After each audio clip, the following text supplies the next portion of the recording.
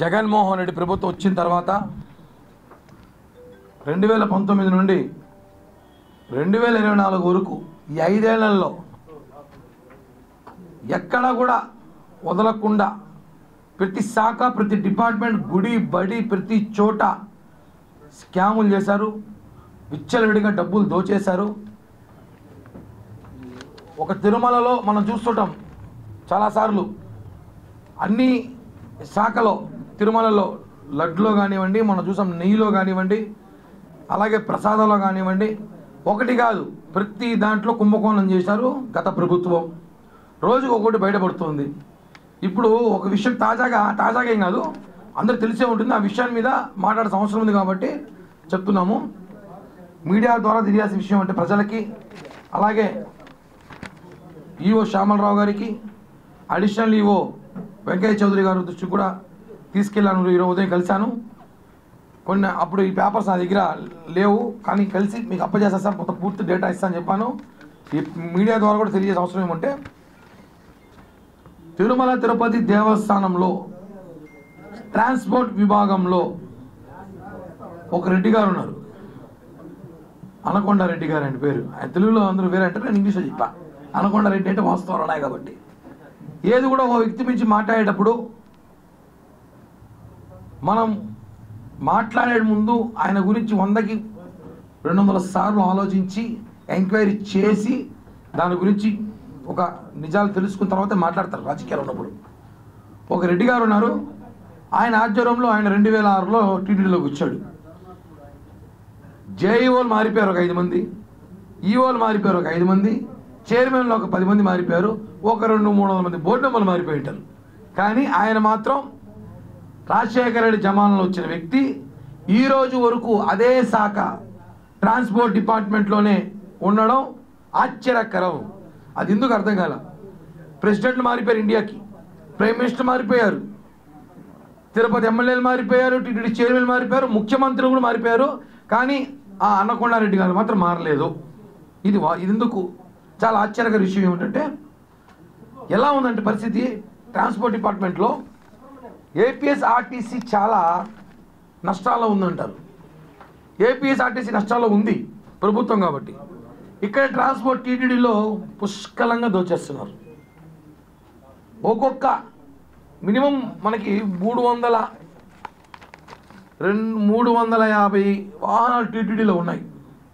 అందులో 200 వాహనాలు బస్సులు, స్కార్పియోలు, ఇనోవాలు, క్రిస్టాలు, ఇవన్నీ కలిపితే ఒక 50, బ్యాటరీ వెహికల్స్ ఒక 50, ఇవన్నీ కలిపితే ఒక 350 వెహికల్స్ ఉన్నాయి. ఒక తిరుమలలో 40 వెహికల్స్ ఉంటాయి, మీదన్నీ కింద తిరుపతిలో ఉంటాయి. ఇవి ఒక్కొక్క అధికారికి, డిప్యూఓకి, ఈఓకి, ఒక సూపరింటెండెంట్కో లేకపోతే పిఆర్ఓ గారికో వాళ్ళకో కేటాయిస్తారు. ఆ వెహికల్ లిమిటెడ్ ఉంటుంది తిరగడానికి. వాళ్ళ ఇంటికి వాళ్ళ బిల్డింగ్కి పని చేయడానికి ఒక 20-30 కిలోమీటర్లు ఇస్తారు. కానీ వాళ్ళు ఎంత తిరుగుతున్నారు తెలుసా? దీన్ని లాక్ షీట్ అంటారు. ఒక్కొక్క టీటీడీ అధికారి గత సంవత్సరం, ఇది 2023-24లో ఒక్కొక్క టీటీడీ అధికారి, ఇది ఒక బస్, ఇది ఒక కారుకి సంబంధించింది, ఈ 2 కార్లకు సంబంధించింది, కారు నెంబర్తో పాటు డేటా ఉంది. ఒక్కొక్క అధికారి టీటీడీలో పనిచేసి గత ప్రభుత్వం అధికారి వాళ్ళ ఇంటికి 70 కిలోమీటర్ 90 కిలోమీటర్ ఉంటుంది. ఇంకా ఒక ఆయన అయితే 170 కిలోమీటర్ అంటే రోజు అప్ అండ్ డౌన్. ఆయన ఇల్లు వచ్చి ఎంఆర్పల్లిలో ఒక అధికారి, ఆయన పనిచేసేది అలిపిరిలో. ఎంఆర్పల్లి అలిపిరి ఈడ్చి తిరిగినా కూడా ఓ 10 సార్లు తిరిగినా కూడా 30 కిలోమీటర్లు, ఒక 50 వస్తుంది. ఆయన రోజుకి 70 కిలోమీటర్ 90 కిలోమీటర్ తిరిగినాడు. ఎందుకు, ఎలా సాధ్యం? ట్రావెల్స్ ఏమి తిప్పుకున్నారా? టీటీడీ వెహికల్ని ట్రావెల్స్ ఏమి తిప్పుకున్నారా? ఇంకో ఆయన విజయవాడలో ఉంటాడు, ఆయనకి టీటీడీకి సంబంధించిన విజయవాడలో ఒక అధికారి శుక్రవారం లీవ్ వస్తుంది. ప్రతి శుక్రవారం విజయవాడ నుంచి టీటీడీ వెహికల్ తిరుపతికి వస్తాడు, సోమవారం టీటీడీ వెహికల్ విజయవాడకు పోతాడు. Up and down 10,000 diesel. ఆ డబ్బులు ఎవరు ఇస్తారు? ఇలా హైదరాబాద్లో పనిచేసే టీటీడీ వాళ్ళు కూడా ఇక్కడికి వస్తారు. చెన్నైలో పనిచేసే టీటీడీలో ఆ ఋషికేశ్ జమ్మూ కాశ్మీర్ వెహికల్ పోదు కాబట్టి వదిలేరు. లేదంటే హెలికాప్టర్లు వేసుకొని విమానాలు వేసుకుని మన వాళ్ళు పడ్డవాడేస్తారు. దాన్ని కూడా చూస్తూ ఉంటే అదేదో కార్లు ఉన్నాయి కాబట్టి దగ్గరలో ఉన్నారని తిరిగేస్తున్నారు. వీళ్ళు ఏం చేస్తున్నారంటే, వీళ్ళ పిల్లలందరూ కూడా తమిళనాడు చెన్నైలోనో, వేలూరు విట్లోనో, బెంగళూరు కాలేజీలో చదువుతూ ఉంటారు. ప్రతి శుక్రవారం ఇక్కడికి సంబంధించిన అధికారి కారు ఆడికి పోతుంది. అక్కడ వాళ్ళని పిలుచుకొని తిరుపతికి వస్తారు. మళ్ళీ సోమవారం ఉదయం అదే కారు ఆడికి పోతుంది. అంటే వీళ్ళు తిరుమల తిరుపతి దేవస్థానం వెంకటేశ్వరం డబ్బులతో వీళ్ళ జల్సాలు వాడుకుంటూ తిరుమల తిరుపతి దేవస్థానం టీటీడీ సంబంధించిన కార్లని వీళ్ళ ట్యాక్సీకి వాడుకున్నారు. దానికి ఉదాహరణే నా దగ్గర ఒక 10 ఉన్నాయి. దాంట్లో ఎవరో రెండైనా వాడినారో డేటా ఉంది. ఇవన్నీ కూడా నేను ఈఓ గారికి ఇవ్వబోతున్నాను. ఉదయం ఈరోజు అదనపు ఈఓ గారికి కలిశాను. దీని గురించి మాట్లాడితే ఆయన వెంటనే స్పందించి వెంటనే అధికారులు తెలుసుకోండి ఏ విషయం అనేసి కూడా అడిగాడు. నేను చెప్పా ఏ వెహికల్స్ మీకు డేటా ఉంది అడిగారు. డేటా తెప్పించాను. అన్ని బండి పేర్లు, బండి నంబర్లు, ఉదాహరణకి ఒక 10 నంబర్లు ఉన్నాయి, 10 బండ్లు ఉన్నాయి. ఇవన్నీ కూడా ఒకసారి చెక్ చేయమని చెప్పండి. సీసీ కెమెరాలు, ఈ బండ్లు రాత్రులు ఆడుంటాయి, ఉదయం ఆడుంటాయి, మధ్యాహ్నం ఆడుంటాయి. వీళ్ళ పని ఏంది?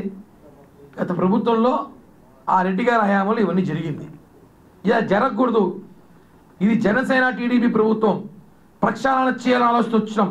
ప్రతి చిన్న విషయం తప్పు జరిగిన వదిలే ప్రసక్తే లేదు. నాకు తెలిసి దాదాపు 100 నుంచి 150 కోట్లు స్కామ్ జరిగింది 5 సంవత్సరాల్లో. టీటీడీ ట్రాన్స్పోర్ట్లో 150 కోట్లు స్కామ్ జరిగింది. ఆధారాలు ఉన్నాయి కాబట్టి మాట్లాడుతున్నాము. ఎందుకు ఆయనని అక్కడే పెట్టారు?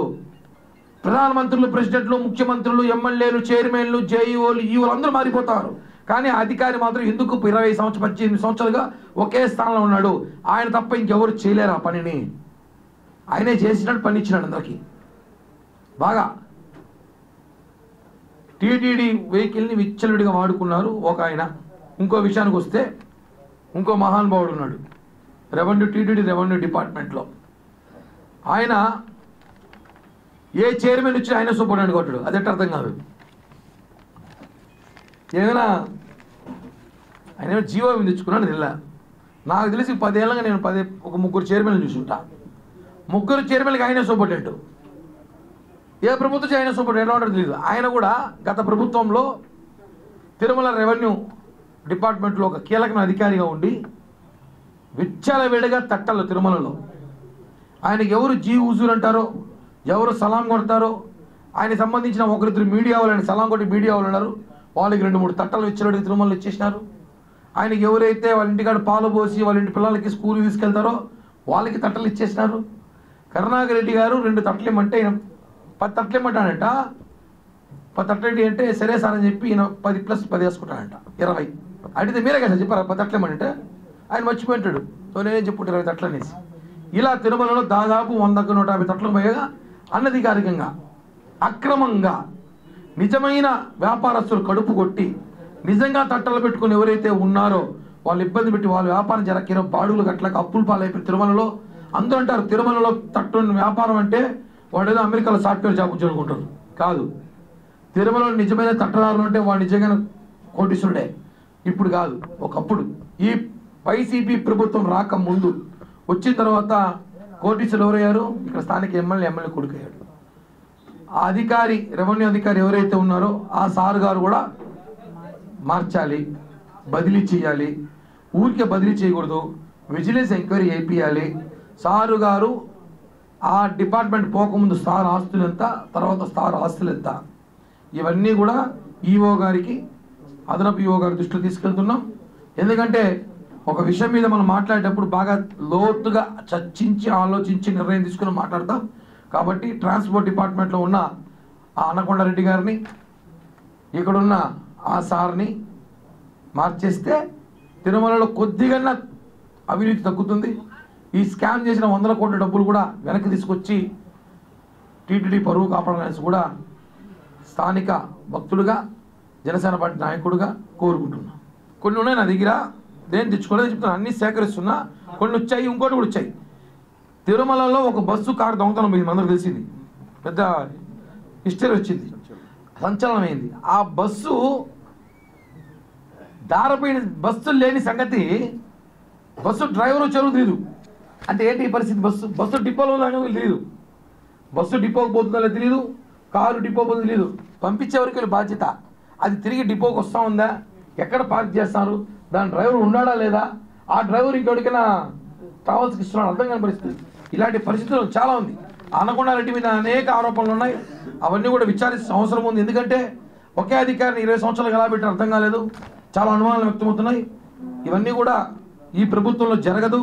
పవన్ కళ్యాణ్ గారి దృష్టికి, చంద్రబాబు గారి దృష్టికి తీసుకెళ్తాం. వాళ్ళందరూ బదిలీ చేయాల్సిన అవసరం ఉంది. తిరుమల కాపాడాల్సిన బాధ్యత ఉంది. మనకు కూడా సమాచారం చెప్పారు. ట్రాన్స్పోర్ట్ GM, తర్వాత Haryana transport director, TTD PRO, ఆయన కూడా బాగా బ్రహ్మాండంగా వాడుతున్నాడు బండి. AP03AY9487 వెహికల్ ఆయన కొండవద్ద 12 వాడుకుంటారు బండిని.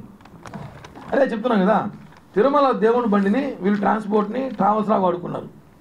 ఈ విషయం అంతా కూడా మనకు అవసరం ఉంది. CC కెమెరా రికార్డ్స్ ఉంటాయి కదా. మామూలుగా వెహికల్ బయటికి పోతే వాళ్ళు నైట్ లోపల తెచ్చిపెట్టాలి, వాళ్ళు ఇళ్ళ కాడ పెట్టుకునేది.